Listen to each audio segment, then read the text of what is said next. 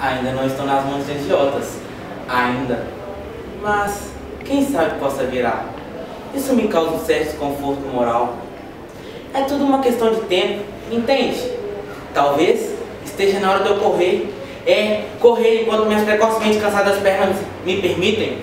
Talvez eu não apareça naquelas aulas monótonas.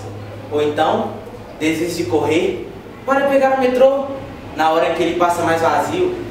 Ou então, mude minha rotina, vá procurar improváveis pinguins no centro da cidade. Não seria uma má ideia? Melhor do que olhar para a cara daqueles.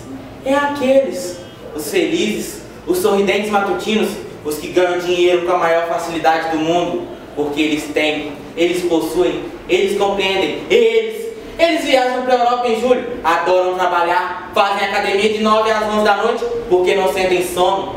É a maior prova empírica de que existe algo de errado comigo.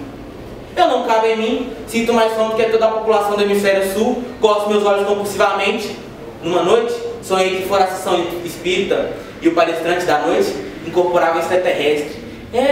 Um alienígena, e ele dizia que nós, os seres humanos, estamos vivendo 3 dias em um só. Não é bem assim, respondi astuto, mas é como se fosse, observou aquele.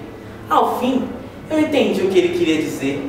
Talvez isso explique por que os dias estão passando tão depressa. Nós estamos acelerados e ao mesmo tempo tão parados. Aliás, outro fato esse que traz cá uma questão. Pra que acelerar tanto se os sonhos das jotas héteros não desaparecem?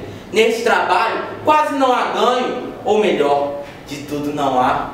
Uma noite, um designer disse pra mim: vamos, meu amigo, tire esse cinza de sua plateia caótica de cores, bote mais vida, mais colorido. Era uma frase de motivação. Não entendi tudo, mas entendi o cinza. Aquela cor. O meu amigo, o cinza.